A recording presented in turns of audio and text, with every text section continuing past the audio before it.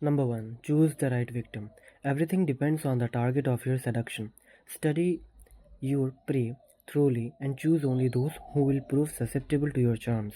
The right victim are those for whom you can fulfill a void, who see in you something exotic.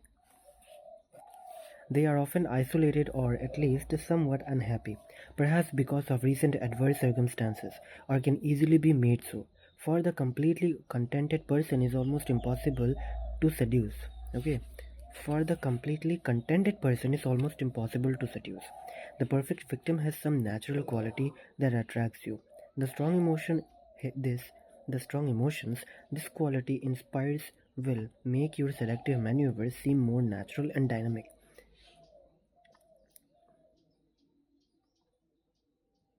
The perfect victim allows for the perfect chase. Keys to seduction. Throughout the life, Throughout life, we find ourselves having to persuade people to seduce them. Some will be relatively open to our influence, if only in subtle ways, while others seem impervious to our charms. Perhaps we find this a mystery beyond our control, but that is an ineffective way of dealing with life. Seducers prefer to pick the odds. As often as possible, they go toward people who betray some vulnerability. Okay, seducers prefer to pick the odds. As often as possible, they go toward people who betray some vulnerability to them. Seducers prefer to pick the odds. Okay, perhaps we find this a mystery beyond our control, but that is an ineffective way of dealing with life. Mhm. Seducers prefer to pick the odds. As often as possible, they go toward people who betray some vulnerability to them and avoid the ones who cannot be moved. Okay.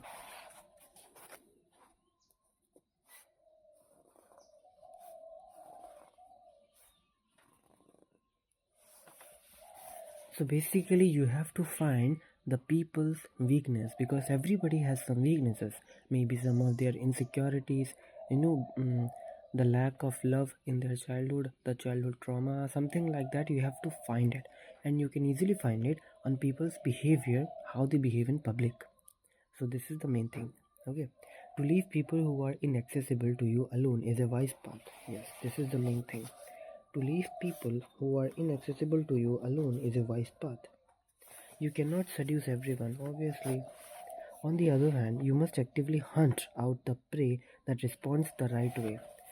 So you have to hunt or find a person who is behaving exactly the way you want. It it means that person has something that we can use to manipulate or seduce. How do you recognize your victims? By the way they respond to you.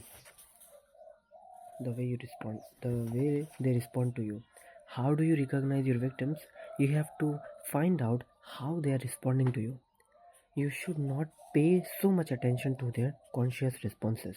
A person who is obviously trying to please or charm you is probably playing to your vanity and wants something from you.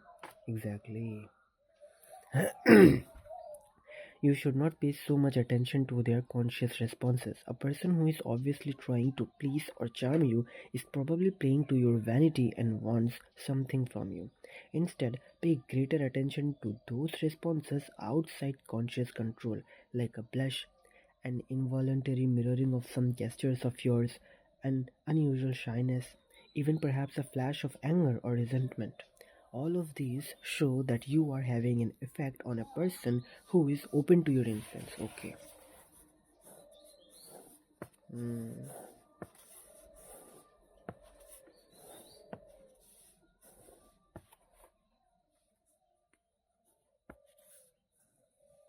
okay. You can also recognize the right targets by the effect they are having on you. Perhaps they make you uneasy, perhaps they correspond to a deep rooted childhood ideal, or represent some kind of personal taboo that excites you.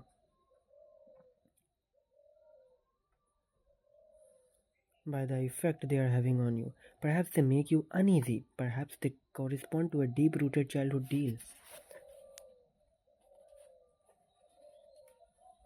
childhood ideal, or represent some kind of personal taboo that excites you. So basically, I need to figure it out. and watch in people's person. When a person has such a deep effect on you, it transforms all of your subsequent maneuvers. Your strong desire will infect the target and give them the dangerous sensation that they have a power over you.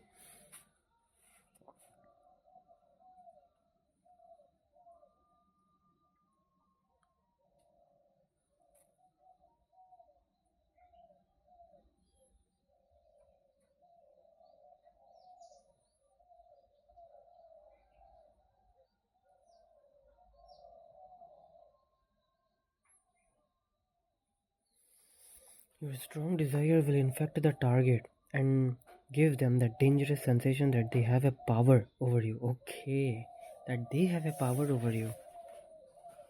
My god, such a delusion. Never rush into the waiting arms of the first person who seems to like you. That is not seduction but insecurity. Never rush into the waiting arms of the first person who seems to like you. That is not seduction but insecurity.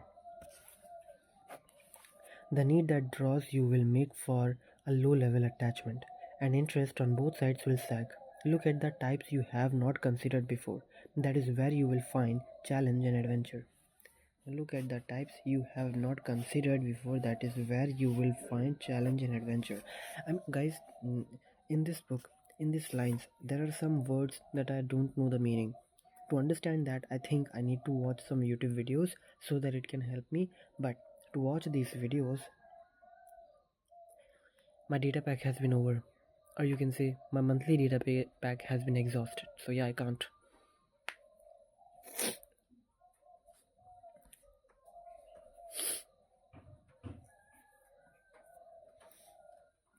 Although the victim who is perfect for you depends on you, certain types lend themselves to a more satisfying seduction. Just as it is hard to seduce a person who is happy, it is hard to seduce a person who has no imagination. Yes.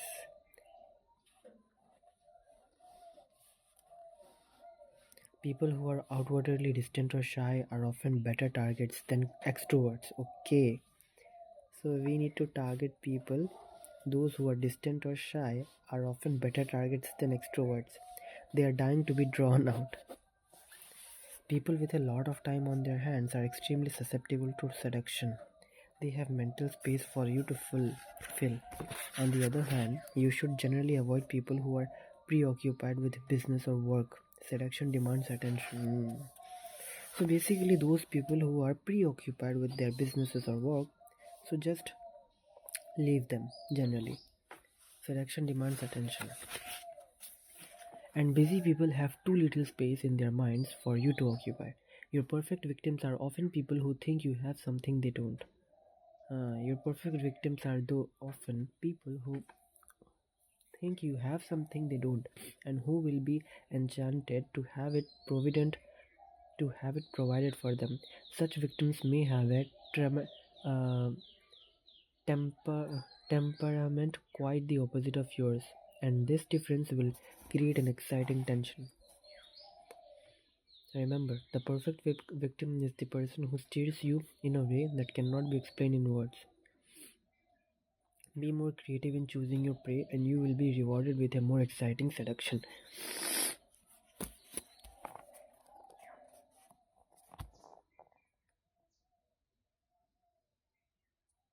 My god. My god. These books are so damn controversial now. I got it why it is. I mean, how Robert Greene can teach this to the world? I mean, how, man? How you can say that go target introverts because they have some insecurities, manipulate them, and get your work done, and that's it. Seduce them, you are the king, and create a delusion that they have the control. I mean, as an introvert, I feel so sad for it. Now I realized how many people has used me and seduced me. It's so hurtful here. Symbol, big game. Lions are dangerous. To hunt them is to know the thrill of risk. Leopards are clever and sweat, offering the excitement of a difficult chase. Never rush into the hunt. Know your prey and choose it carefully. Do not waste time with small game, the rabbits that back into snares, the mink that walk into a scented trap. Challenge is pleasure. Do not waste time with small game, the rabbits that back into snares. Hmm. Do not waste time with small game, the rabbits that back into the snares, the mink that walk into a scented trap. Challenge is pleasure. So guys, you heard it. This is the most important thing, and I need to watch some videos on this so that I can understand. But at least I have got some idea like what to do. Okay, so let's read the second explanation. Create a false sense of security, approach indirectly. Oh my god. I mean, what should I say? What should I say, man?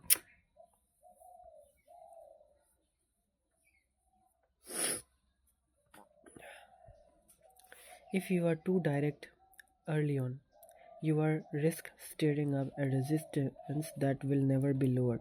At first, there must be nothing of the seducer in your manner.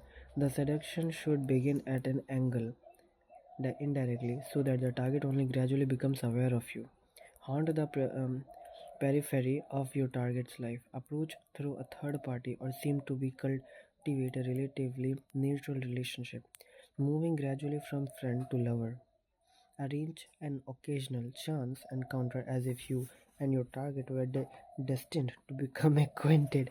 Nothing is more seductive than a sense of destiny. Lull the target into feeling secure, then strike. Oh my god. It is like it's like I'm watching a movie. I have seen some, movies that do exact these same things. Let's say there is a person in an office, he's working in a office, and um, he saw a very beautiful woman that he want to, he wants her attention and want to be her boyfriend. So what he do is, first he will look out like whom she is with touch, like who is the closest person whom I can uh, be friends with, and then I can approach her. I mean, that person need a mutual friend that who can, introduce each other. So then again they introduce it. Then that person, okay, that person created a situation where he find out that uh, the where he created a situation where the girl must think that yes, she's destined to be with this man, and once it is done, she is yours. I mean, what should I say, man? What should I say? I mean, my god, this book. Guys, my god. Lull the target into feeling secure, then strike. My god. Key to seduction. What you are after as a seducer is the ability to move people in the direction you want them to go. But the game is perilous. The moment they suspect they are acting under your influence, they will become resentful. We are creatures who cannot stand feeling that we are obeying someone else's will. Obviously, this is truth.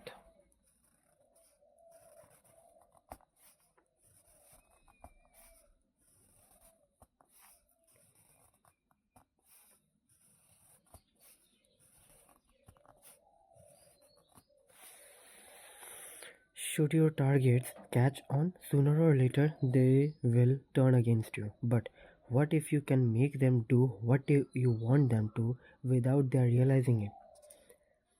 What if they think they are in control? That is the power of indirection, and no seducer can work his or her magic without it. The first move to master is simple. Once you have chosen the right person, you must make the target come to you.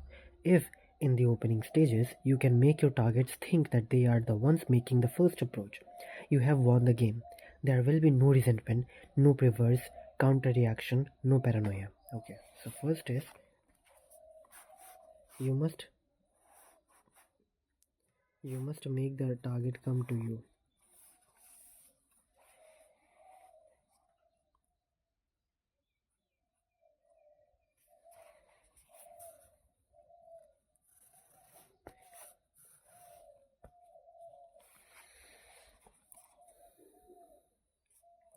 To make them come to you requires giving them space. This can be accomplished in several ways. Give them space. You can haunt the periphery of their existence, letting them notice you in different places, but never approaching them. You will get their attention this way. Okay, okay. What was it? You can haunt the periphery of their existence, letting them notice you in the different places, but never approaching them.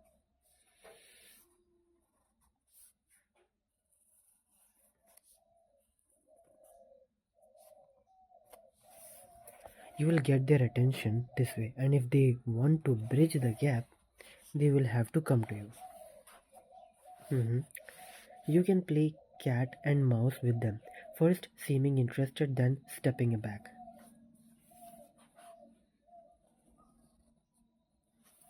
actively luring them to follow you into your web. Whatever you do and whatever kind of seduction you are practicing, you must at all cost avoid the natural tendency to crowd your targets, okay? Whatever you do and whatever kind of seduction you are practicing, you must at all cost avoid the natural tendency to crowd your targets.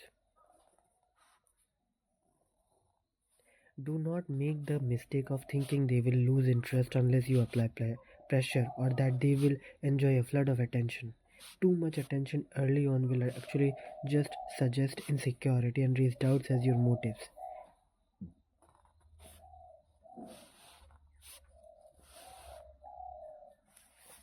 Worst of all, it gives your targets no room for imagination. Take a step back, let the thoughts you are provoking come to them as if they were their own.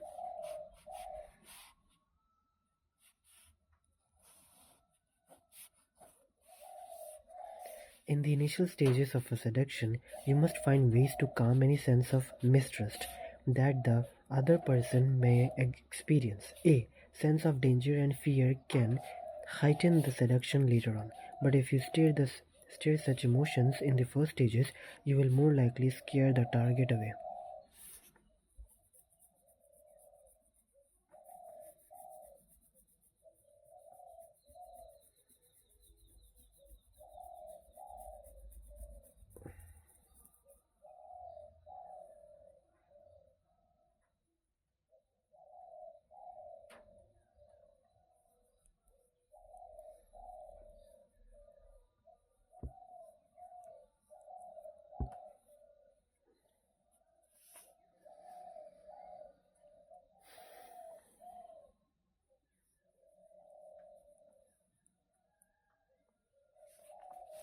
In the initial stages of a seduction, you must find ways to calm any sense of mistrust that the other person may experience. Calm any sense of mistrust. So a sense of danger and fear can heighten the seduction later on, but if you stir such emotions in the first stages, you will more likely scare the target away.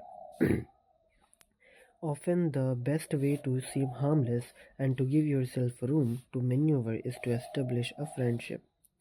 Mo- Moving steadily closer while always maintaining the distance appropriate for friends of the opposite sex. Okay. Your friendly conversations with your targets will bring you valuable information about their characters, their taste, their weaknesses, their childhood yearnings that govern their adult behavior. In addition, by spending time with your targets, you can make them comfortable with you.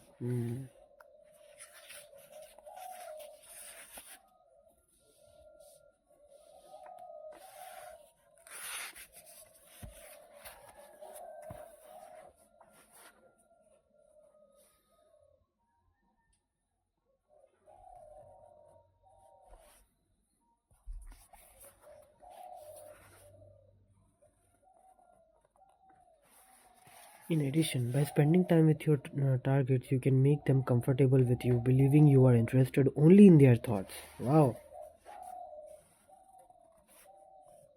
in their company, they will lower their resistance, dissipating the usual tension between the sexes. Now they are vulnerable for your friendship with them as has opened the golden gate to their body, their mind. At this point, any offhand comment, any slight physical contact will spark a different thought, which will catch them off guard. Perhaps there could be something else between you. Once that feeling has stayed, they will wonder why you haven't made a move. And will take the initiative themselves, enjoying the illusion that they are in control. There is nothing more effective in seduction than making the seduced think that they are the ones doing the seducing.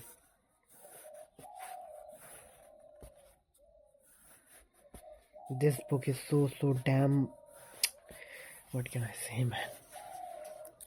Symbol. The spider's web.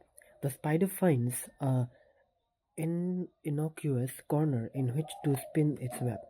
The longer the web takes, the more fabulous its construction, yet few really notice it is gossamer thread are nearly invisible. Gossamer thread are nearly invisible. The spider has no need to chase for food or even to move. It quietly sits on the corner, waiting for its victims to come to it on their own and ensure themselves in the web.